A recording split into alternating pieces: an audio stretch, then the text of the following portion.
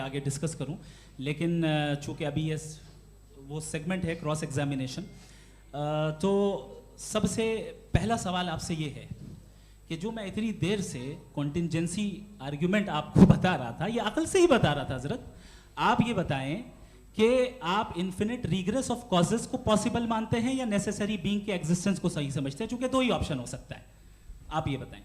देखिए, आपको मैं ईमानदारी से बात करूं, एक तो मैं कॉन्टिजेंसी वर्ड ठीक से समझता नहीं, और इस वक्त भी जो आपने अंग्रेज़ी के अल्फाज इस्तेमाल किए वो ज़रा थोड़े से मुझे डिफ़िकल्ट और कॉम्प्लिकेटेड लगे, तो आप ज़रा सिंपल ज़बान में सवाल कर सकते हैं। बिल्कुल कर सकता हूँ जी।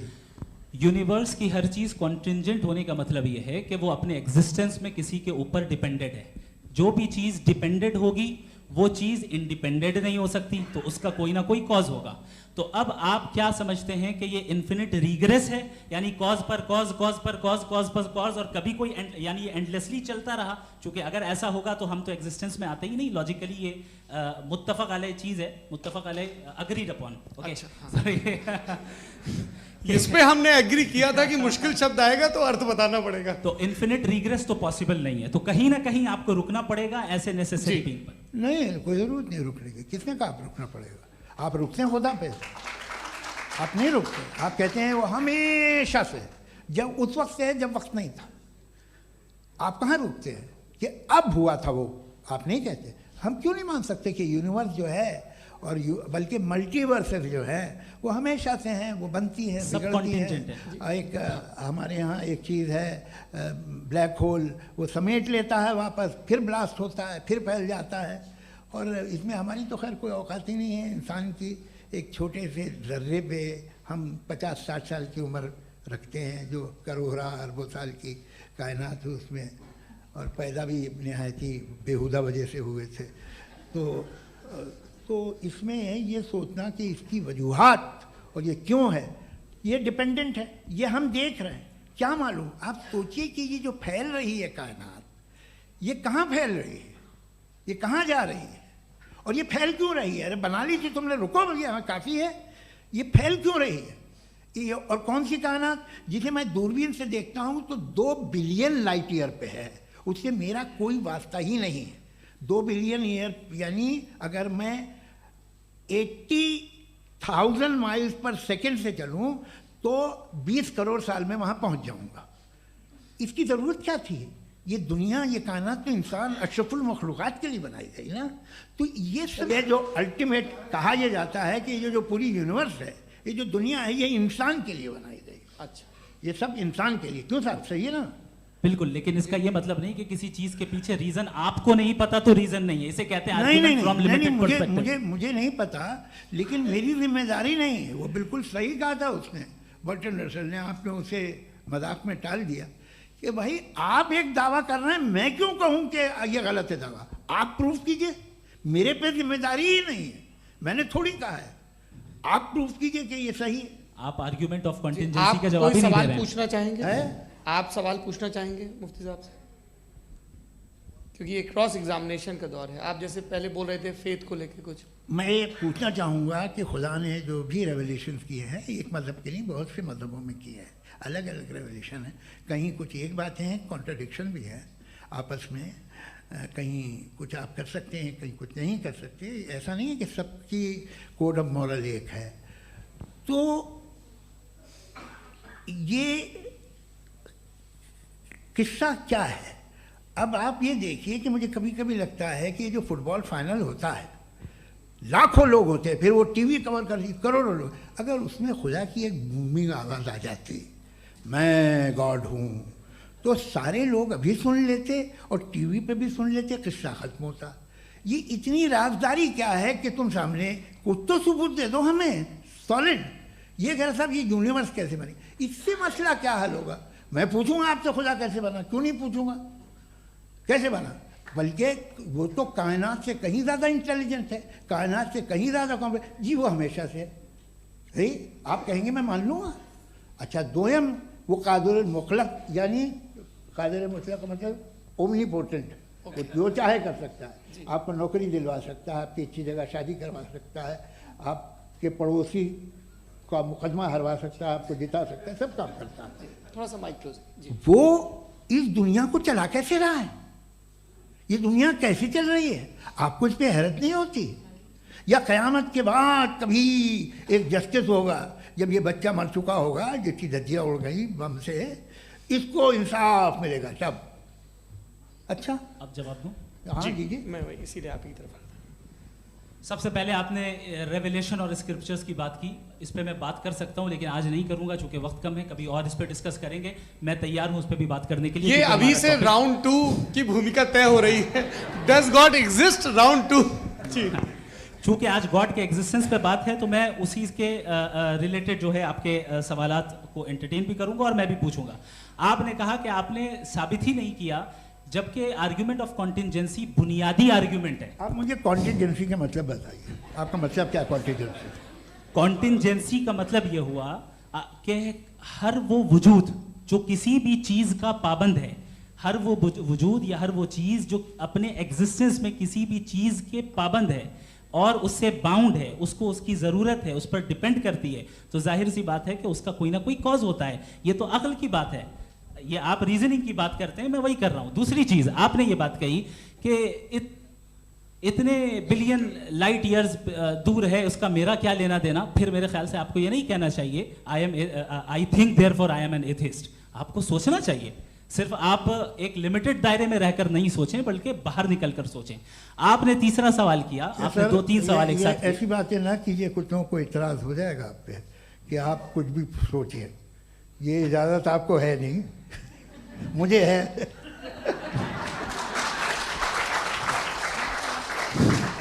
जी, आपने प्रॉब्लम ऑफ इविल के ताल्लुक से सवाल किया और बार बार आप एक लफ्ज रिपीट कर रहे हैं कि ओमनीपोटेंट गॉड है, ऑल पावरफुल गॉड है।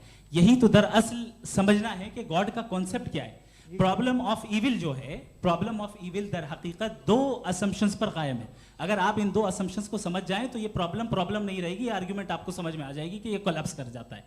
पॉइंट नंबर 1, यानी जो आपका सबसे पहला फॉल्स असम्पशन है कि गॉड मर्सीफुल है, ओमनीपोटेंट है, दुनिया में जुल्म हो रहा है।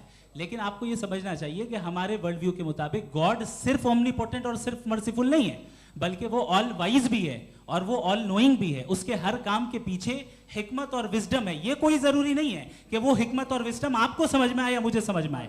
अगर आप जो समझ रहे हैं उसके मुताबिक आप फैसला कर रहे हैं, ये लिमिटेड पर्सपेक्टिव से आर्ग्यूमेंट है। और इस चीज को हम अपनी दुनिया में, अपने लाइफ में, डेली लाइफ में इस प्रिंसिपल को एक्सेप्ट करते हैं। हम जब किसी डॉक्टर के पास जाते हैं, डॉक्टर के पास जाकर वो अगर उसने हमें कोई दवाई दी है तो हम ये तो नहीं कहते कि जब तक आपके पास जितना नॉलेज और जितना विजडम नहीं है, आपने क्यों ये दवाई दी है, तब तक हम इस चीज को एक्सेप्ट नहीं करेंगे। नहीं कहते, हम उसकी अथॉरिटी को तस्लीम करते हैं। क्यों? क्योंकि उसकी हम जानते हैं कि वो नॉलेजेबल है, वो विजडम वाला है, हमसे ज्यादा नॉलेज और हमसे ज्यादा विजडम है। बताएं सर। नहीं, डॉक्टर में और खुदा में बड़ा डिफरेंस है। डॉक्टर पढ़ा लिखा होता है, एक तो मैं उसकी बात सुनूंगा। दोयम ये नहीं, कुछ जवाब तो ये भी नहीं है सर प्लीज, आ जाइए, अगर चलिए। सब ऑडियंस से बोलने लगेंगे तो हाँ। फिर मतलब नहीं सिविलाइज बहस का। मतलब आप ये कहें कि चूंकि आप डॉक्टर पे बिलीव करते हैं इसलिए खुदा पे बिलीव किए, क्या ये मिसाल आपको समझाने के लिए। आर्ग्यूमेंट है, इस पे आपको एतराज नहीं है। तो सिंपल बात ये है कि मैं अगर ये यकीन कर लूँ कि एक ओमनीपोटेंट, उसकी मसलहत है, ये जो बच्चे मर रहे हैं ये मसलहत है उसकी, मुझे नहीं चाहिए थी मसलहत। उसकी मसलहत नहीं, यही तो समझना है। मतलब एक्सपीरियंस। अच्छा, इस आपने अभी मेरी बात पूरी सुनी नहीं। मैंने कहा आपका पूरा आर्ग्यूमेंट 2 फॉल्स असम्पशंस पर है। एक फॉल्स असम्पशन मैंने बता दिया, दूसरा फॉल्स असम्पशन ये है कि इस दुनिया में इविल के होने का कोई गुड रीजन नहीं है, जबकि हमारे पास बाज रीजंस मौजूद हैं, हमारे पास बाज वजूहात मौजूद हैं। अगर इस दुनिया में इविल ना हो तो आप गुड को डिफाइन कैसे करेंगे? अगर जुल्म ना हो आप इंसाफ को समझेंगे कैसे? अगर तारीकी ना हो तो आप लाइट को समझेंगे कैसे? बहुत अच्छे। अभी और सुन लें, अभी और बाकी है। ये तो बात बहुत पसंद आई साहब मुझे कि जब तक रेप ना हो तब तक औरतों की इज्जत का ख्याल आपने मेरा जवाब पूरा सुना ही नहीं। जब तक के बच्चों का कत्ल ना किया जाए तब तक आपको बच्चों की मासूमियत की इज्जत है। आपने पूरा जवाब सुना ही क्या नहीं। बात है, क्या आपने नुक्ता निकाला? आपने पूरा जवाब सुना ही नहीं। आप सुन लें, मेरी बात सुन लें। ये मैंने आपको एक चीज बताई। दूसरी चीज, इस दुनिया में हम आए हैं टेस्ट के लिए, हमारा टेस्ट हो रहा है और हर इंसान का अलग अलग अंदाज में टेस्ट होता है। और इस दुनिया में अगर इविल मौजूद है तो वो इविल जरिया है हमारे अंदर ह्यूमन नोबल क्वालिटीज को डेवलप करने का और अलग अलग फील्ड में प्रोग्रेस करने का। और अगर हमारे अंदर और इस दुनिया में इविल नहीं होता तो बताइए टेस्ट का मतलब क्या होता? अगर मैं अपने स्टूडेंट को एमसीक्यूज दूं और उसमें सिर्फ राइट आंसर लिख कर दे दूं और कहूं तुम्हारा टेस्ट हो गया, ये मीनिंगलेस है। इस दुनिया में अगर हम टेस्ट के लिए आए हैं तो जाहिर है गुड एंड इविल दोनों मौजूद है। तो अगर गुड एंड इविल दोनों मौजूद है तो ये इविल भी खुदा का बनाया हुआ है? जी हाँ, खुदा का बनाया हुआ है। लेकिन अच्छा, चलो अच्छी बात। जी बिल्कुल, तो बिल्कुल खुदा ने बनाया। अभी तो ये है कि जो मेजॉरिटी है दुनिया में वो इविल है, तो ये खुदा एक्चुअली इविल के साइड पे लग रहा है मुझे। बिल्कुल भी नहीं, मैं बताता हूं। मेजॉरिटी में तो वो है।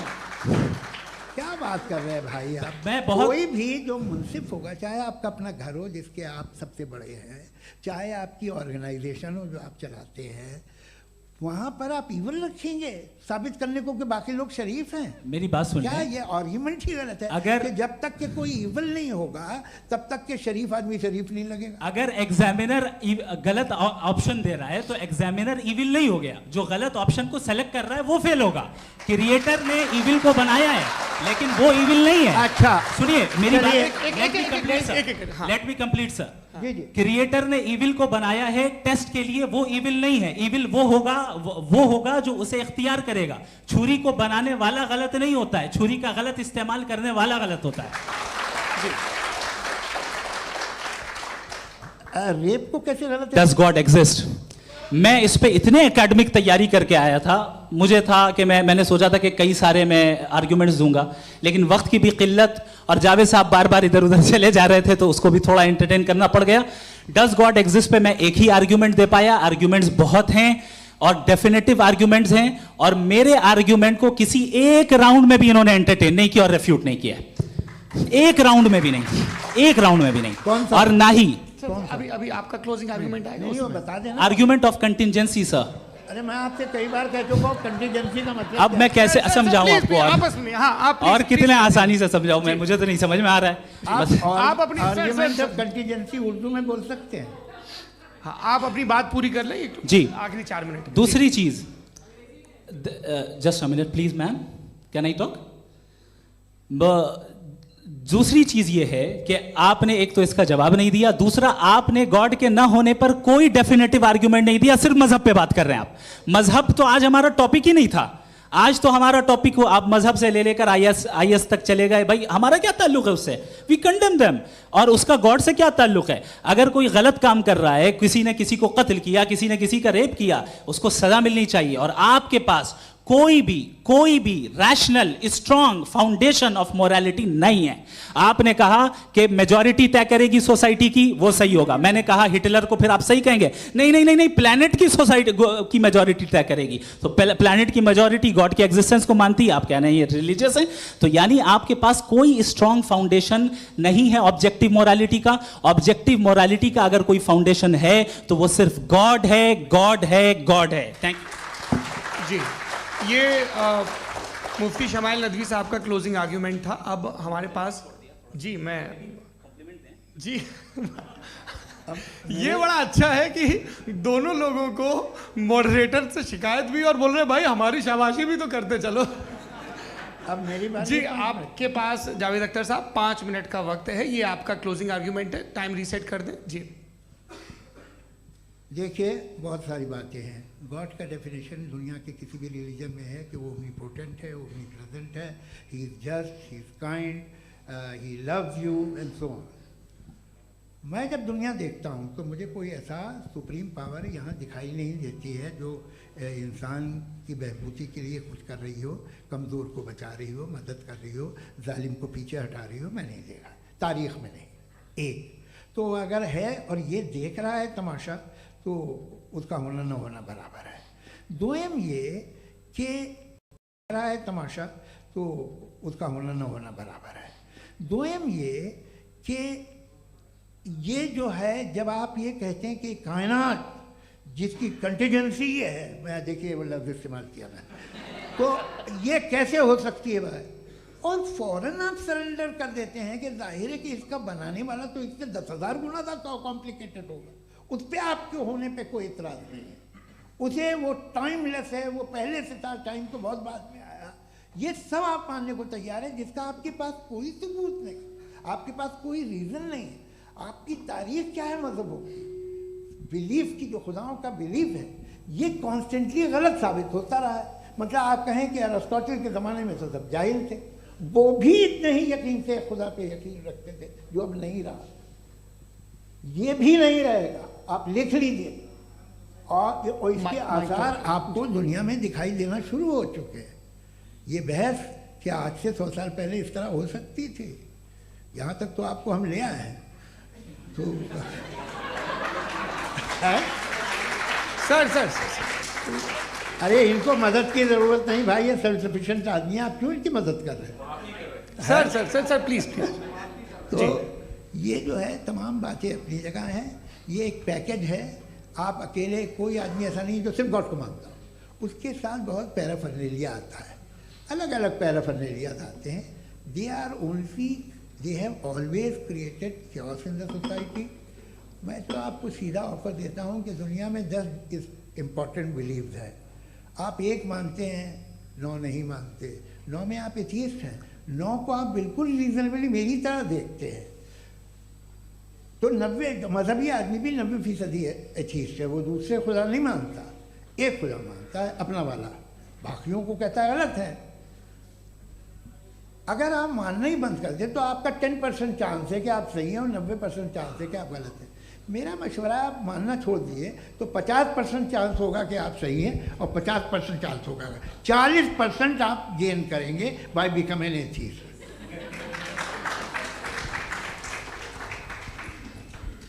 ये एक फरसूदा ख्याल है, ये ख़त्म हो रहा है, हो सकता है मेरी ज़िंदगी में ना हो, लेकिन ये हो जाएगा। जो बातें ये इनको आप मेटाफिज़िकल ये वो ऐसे रिस्पेक्टेबल टर्म दे दिए, ये तो उन लोग के हैं जिन्हें ना फिज़िक्स मालूम थी ना मेटा मालूम था, ये उन्होंने आपको दिए हैं। जी बहुत शुक्रिया आप दोनों लोगों का। और अब इस बातचीत का आखिरी राउंड शुरू होगा, डज गॉड एग्जिस्ट की ये बहस मुफ्ती शमाइल नदवी और जावेद अख्तर साहब के बीच। आप लोग अपने अपने हाथ ऊपर करेंगे, मैं यहाँ से तय करूँगा। और माइक हमारे पास है क्या? एक ही माइक है ऑडियंस के लिए? 2 माइक है, एक इस तरफ एक इस तरफ, ठीक है। तो जी सबसे पहले हमारी सहयोगी है मारिया शकील जी, पूछिए सवाल। थोड़ा सा रुकेंगे ताकि कैमरे का फ्रेम आप पर आ जाए, आपकी तो प्रैक्टिस है टीवी की। जी नदवी साहब, मैं खुदा को मानती हूँ, पहले मैं इसी प्रमाइस से शुरू कर रही हूँ और ये बता रही हूँ आपको, मैं मानती हूँ, लेकिन कुछ सवाल हैं जो जावेद साहब ने उठाया, उसका जवाब आपको देना चाहिए। पहला सवाल ये कि गज़ा में सालों से छोटे बच्चे मर रहे हैं, वो उनको, अगर खुदा मर्सीफुल है, हम मानते हैं कि अल्लाह ताला में बहुत ताकत है, तो वो बच्चे क्यों मर रहे हैं? दूसरी बात ये कि अगर कंटिजेंसी की जो आप बात करते हैं, पूरे मुस्लिम ममालिक मिल करके भी उन गज़ा के बच्चों को क्यों नहीं बचा पा रहे हैं? क्योंकि अगर वो चाहते, क्योंकि अल्लाह ताला उन पर हुकूमत करते हैं, सब पर हुकूमत करते हैं, तो वो उनको क्यों नहीं बचा? जी थैंक यू वेरी मच। बहुत अच्छा किया आपने इस चीज़ को जिक्र कर दिया, मैं इसको और अच्छे से एक्सप्लेन करने की कोशिश करता हूँ। देखें, जहाँ तक आपने कहा कि गज़ा के बच्चों को मारा जा रहा है, देखें 2 वर्ल्ड व्यू है, एक एथिस्टिक वर्ल्ड व्यू, एक थीस्टिक वर्ल्ड व्यू है। बच्चे मर रहे हैं दोनों वर्ल्ड व्यू में, लेकिन हमारा वर्ल्ड व्यू कह रहा है कि रिकॉम्पेंस है, ये कह रहे हैं कि उनका मरना बेकार जाने वाला है, कोई उसका रिकॉम्पेंस नहीं है, चूंकि इनके यहाँ आखिरत और अल्लाह का कोई तसव्वुर या गॉड का कोई तसव्वुर नहीं है। आपने ये सवाल किया कि गॉड मर्सीफुल है, क्यों नहीं रोकता? ये मैंने बताया कि ये मिसकंसेप्शन है लोगों के दरमियान कि गॉड को सिर्फ मर्सीफुल और ओमनीपोटेंट समझते हैं। गॉड के सिर्फ यही 2 एट्रीब्यूट्स नहीं हैं, गॉड के कई सारे एट्रीब्यूट्स हैं, उनमें से अल हकीम भी है, उनमें से ऑल वाइज भी है, ऑल नोइंग भी है। लिहाजा अगर इस दुनिया में किसी को तकलीफ आ रही है और गॉड उसको नहीं रोक रहा है, वो इसलिए नहीं रोक रहा है चूंकि इंसानों को फ्री विल दिया गया है। ठीक इसी तरीके से अगर एक डॉक्टर किसी छोटे बच्चे को इंजेक्शन लगा रहा है, उसे तकलीफ पहुंच रही है, उसके लिमिटेड पर्सपेक्टिव के एतबार से ये गलत हो रहा है। Cold day, isn't it? Yes, it is more cold today. Perspective के एतबार से ये गलत हो रहा है और डॉक्टर बुरा है। लेकिन जब आप ब्रॉडर पिक्चर को देखेंगी, आपके और हमारे पास सिर्फ एक पिक्सल है, हमें इतना नजर आ रहा है कि गजा में कत्ल हो रहा है, लेकिन इसके पीछे कितना रिकॉम्पेंस उनको मिलने वाला है, पूरा पिक्चर गॉड के पास है। तो एक पिक्सल से आप पूरे पिक्चर को कभी भी जज नहीं कर सकती। आप इसमें कुछ जोड़ना चाहेंगे? आपको कुछ बोलना है इसमें? भैया आपने बहुत अच्छा जस्टिफिकेशन दिया। या आप वो जो वहाँ के प्राइम मिनिस्टर इजराइल के उन्हें भेजिए, वो बहुत खुश होंगे। आप जस्टिफिकेशन दे देना कि अगर गॉड नहीं है तो बच्चे क्यों मर रहे हैं, आप बताएं। वो ये सवाल पूछ रहे हैं कि अगर आप ईश्वर का अस्तित्व नहीं मानते हैं तो उन बच्चों की मौत को आप कैसे इंटरप्रेट करते हैं? भाई ये दुनिया जो है, जो ताकतवर लोग होते हैं वो एक नाइंसाफी करते हैं। तो ये अच्छा काम है आपके नजदीक, तो नेचर नाइंसाफी पे मबनी है। अरे मेरे भाई, आप नेचर की कहाँ बात कर रहे हैं, तो इंसान की बात। तो फिर जब मैं इंसान की बात कर रहा था, आप नेचर की बात करने लग गए। क्रॉस एग्जामिनेशन नहीं। हाँ, अब आप मुझे बोलने नहीं देंगे तो अलग बात है, आप बोलिए, मैं मुझे कोई चीज जल्दी नहीं। जी नहीं, ये क्रॉस एग्जामिनेशन मुझे बोल तो लेने दीजिए। जी बोलिए। क्या बात ये है कि ह्यूमन सोसाइटी तभी साथ में रह सकती है जब वो मोहब्बत से, एकता से, एक दूसरे के एहतराम करके रहे। इसके अलावा पॉसिबल नहीं है, अकेले तो इंसान रह नहीं सकता। वहाँ पर कुछ लोग हैं जो फाउल करते हैं। वो फाउल हम हमेशा से तारीख में होता आया है। आज ये हो रहा है, जो हो रहा है बहुत बुरा हो रहा है, बहुत जालिमाना है, बहुत जाबराना है।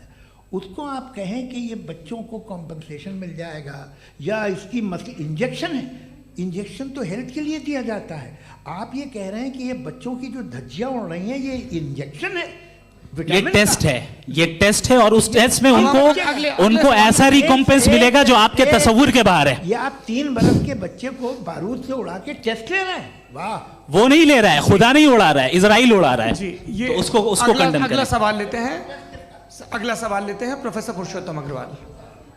मुफ्ती साहब, एक निवेदन आपसे है कि कम से कम थोड़ा सा माइक क्लोज एक रिलीजियस और फिलोसफिकल कर मैम प्लीज। एक रिलीजियस और फिलोसफिकल ट्रेडिशन है जो ब्रह्मांड को यानी यूनिवर्स को ही अंतिम मानती है। सर्वम खलु इदम ब्रह्मम, this is Chandogya Upanishad and it complete मानती है। सर्वम खलु इदम ब्रह्मम, this is Chandogya Upanishad and it completely rules out the existence और नेसेसिटी, आपके शब्दों में necessity of a creator. The creation itself is the creator. तो एक मिनट प्लीज। दूसरा जो सवाल आपने अभी, जो आप बार बार कह रहे हैं कि भगवान विद्वान भी है, वाइज, सब जानने वाला, तो अगर विजडम में दुनिया भर के पापों और अत्याचारों को बर्दाश्त करना शामिल है, तो फिर इसका मतलब ये हुआ कि अगर मैं फ्री विल से उसको अपोज करता हूं तो ईश्वर की विजडम और मेरी फ्री विल में कॉन्ट्राडिक्शन है। Because when I am opposing whatever is happening in Gaza, then I am opposing the God's will or God's wisdom. जवाब लेते हैं। क्योंकि तो गॉड की विजडम में, एक मिनट सर प्लीज सर, ये एक जुमला, गॉड की विजडम है कि गाजा में जो कुछ हो रहा है वो हो रहा है, मैं उसको अपोज कर रहा हूं, तो मैं गॉड की विजडम के खिलाफ जा रहा हूं। एक सवाल। दूसरा ये नहीं, आपने 2 ऑलरेडी। सर आप और सवाल कर लें, लेकिन मुझे 2 जवाब दे। पहले आपने ये कहा, सुनिए मेरी बात सुनिए। इजराइल के गॉड के मुताबिक तुम्हारा ठीक हो रहा है ना? नहीं हो रहा है, ठीक नहीं हो रहा है। मैं बता रहा हूँ क्या हो रहा है, आप तशरीफ रखें, मैं बता रहा हूँ क्या हो रहा है। Late me complete please. एक सेकंड गाइस, एक सेकंड। ये देखिए, ऐसा है कि ये सब बड़ा आपस में विचार विमर्श के बाद ये तय हुआ था कि कुछ नियम बना लिए जाएं ताकि एक टाइम बाउंड बातचीत चले। और भाई साहब, आप बड़ा जरूरी काम कर रहे हैं, लेकिन कैमरे के फ्रेम में आके उस काम को गड़बड़ कर दे रहे हैं। ठीक है गुरु, अब मेरे को कहीं का गुस्सा कहीं निकालना था, सॉरी।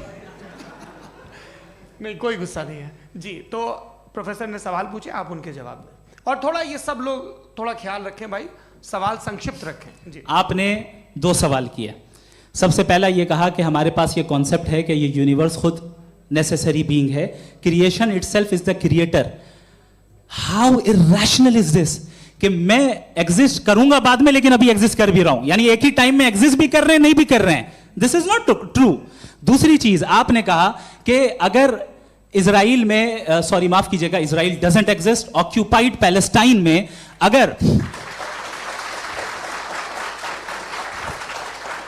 अगर ऑक्यूपाइड पैलेस्टाइन में बच्चों को मारा जा रहा है फ्री विल की वजह से और गॉड नहीं रोक रहा, ये कॉन्ट्राडिक्शन है। ये बताइए कि एक एग्जाम में एक बच्चा गलत आंसर लिख रहा है, सुनिए, एग्जामिनर चाहे तो रोक सकता है, क्यों नहीं रोक रहा है? ये कॉन्ट्राडिक्शन है या कॉन्ट्राडिक्शन नहीं है? माइक नहीं सर, ये आपस में जी, ये क्या आपका सवाल?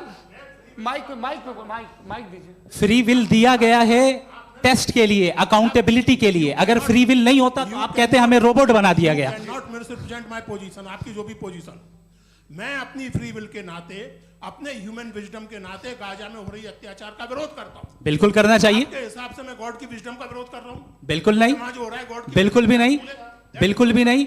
उसका वहां पर गाजा में कत्ल होना ये इंसानों के गलत इस्तेमाल का नतीजा है, फ्री विल के इस्तेमाल का नतीजा है। गॉड इसका हुक्म नहीं देता, उससे रोकता है। यही तो मसला है ना, आपके लिए कॉन्सेप्ट क्लियर? नहीं भाई, आपने तो बताया था इंजेक्शन लगाने से बच्चे को तकलीफ होती है, ये इंजेक्शन लगा। सर आप ऐसे रेटोरिक स्टेटमेंट दे तब तो कोई मसला नहीं समझते रहेंगे। This is a rhetoric statement, this is not a logical argument sir. I am sorry, I am sorry. आखिरी 30 मिनट बड़े मुश्किल होने वाले हैं। जी मुफ्ती साहब आगे बैठे हैं, इनको माइक दीजिए। हाँ तरुण, माइक आप अपने पास रखिए, आपको कैमरे का फ्रेम पता है जी। सबसे पहले दोनों को मुबारकबाद। एक सर अपना आप नाम बता दें। आप अमेरिका में शिकागो में रहते हैं, इतना मुझे याद है। बताया आपको, यासिर नदीम अलवाजदी मेरा नाम है। जावेद सर आपसे क्वेश्चन है इन्फिनिट रिग्रेस के ताल्लुक से। एक हाइपोथेटिकल सिनेरियो है, मसलन अगर आप सर माइक थोड़ा सा प्लीज, मसलन अगर आप सर माइक थोड़ा सा प्लीज क्लोज रखिए। ओके जी। अगर आप शायर इसलिए हैं कि आपके कोई उस्ताद शायर थे, और वो इसलिए शायर थे कि उनके कोई उस्ताद शायर थे, और इसी तरीके से हम माजी में पीछे चलते चलते चले जाएं और कहीं ना रुके, तो माफ कीजिएगा आप कभी शायर नहीं हो सकते। लेकिन आप शायर हैं, आपका शायर एग्जिस्ट करता है, इसका मतलब ये है कि आप कहीं ना कहीं रुके हैं। तो मेरा सवाल ये है कि क्या आप इन्फिनिट रिग्रेस ऑफ कॉजेस को लॉजिकल फैलेसी मानते हैं या नहीं मानते? हाँ या ना? मैं इन्हें लॉजिकल फैलेसी नहीं मानता हूँ, लेकिन मेरा प्रॉब्लम यह है कि जब मैं नहीं मानता हूँ तो I will continue with this logic जो फैलेसी नहीं हो। आप एक जगह रुक जाते हैं जाके, आप कहते हैं ये गेंद कैसे बनी, ये जजीरा कैसे बना, ये समंदर कैसे बना, ये ज़मीन कैसे बनी, और अचानक गॉड पे जाके आपको ब्रेक लग जाता है। एक बार आप सवाल नहीं करते कि भाई इनको बनाने वाला तो इनसे भी कॉम्प्लिकेटेड होगा, वो कैसे बना, उसके बारे में आपने इत्मीनान कर लिया, वो हमेशा से है। तो अगर आप उसे हमेशा से मानते हैं तो फिर ये मान लीजिए कि कायनात हमेशा से, क्या तकलीफ? फिर हम वजूद में नहीं आते जी है? हम मौजूद नहीं। अच्छा सर क्यों नहीं हो मैं सकते? बताऊँ प्लीज प्लीज। जैसे मैंने मिसाल दी आपके शेर, आपका शेर कभी वजूद में ना आता अगर शायर इसी तरह चलते रहता हमेशा। जी माइक मेरे ख्याल से एक सेकंड, इन्फिनिट रिग्रेस का कॉन्सेप्ट क्लियर नहीं हो पाया, ऐसे रहने दें, लेट्स मूव ऑन सर। ठीक है। हाँ थोड़ा सा मॉडरेटर का भी ख्याल रखें। नहीं आपने तो रखा है, आपने रखा है। यहाँ पे गौहर रजा साहब हैं, वो भी एक सवाल पूछना चाहते हैं। माइक यार नीचे से ऑन कर दिए, नीचे। पहले तो ये कह दूं कि मैं उन बच्चों से शर्मिंदा हूं जिनको गज़ा में कत्ल किया गया, क्योंकि हमारे होते हुए कत्ल किया गया। लेकिन उससे ज़्यादा शर्मिंदगी इस बात से हुई कि मुझे लगा कि मुफ्ती साहब उसको जस्टिफाई कर रहे हैं। बिल्कुल भी नहीं, आप बहुत ही गलत, मुझे लगा मैं गलत हो सकता हूं। बिल्कुल गलत मैं है। सवाल पूछ रहा हूं, सवाल मैं सवाल पूछ रहा हूं। मैं जावेद भाई से डिसएग्री करता हूं। एक सेकंड देखिए, अगर देखिए ऐसा एक सेकंड आप सर वेट अरे आप कुछ मेरे पहले मुझे अपनी बात कह लेने दीजिए। अगर ऑडियंस तय करेगी तो फिर मॉडरेटर का मतलब नहीं। मेरा आप सबसे ये कहना है, ये बहस दो लोगों के बीच में है, एक तरफ मुफ्ती साहब, एक तरफ जावेद साहब। पिछले 1.5 घंटे से ये लोग अपने अपने तर्क रख रहे हैं। आपकी इनसे इत्तेफाकी हो सकती है, ना इत्तेफाकी हो सकती है। मेरे उस्ताद मुझे सिखा गए हैं कि मुखामुखम में असहमति की गुंजाइश बची रहनी चाहिए। अगर मैं आपकी बहुत इज्जत करता हूं गौहर साहब, आपने जो कमाल की किताबें लिखी, साइंटिफिक टेम्परामेंट, लेकिन मेरी ये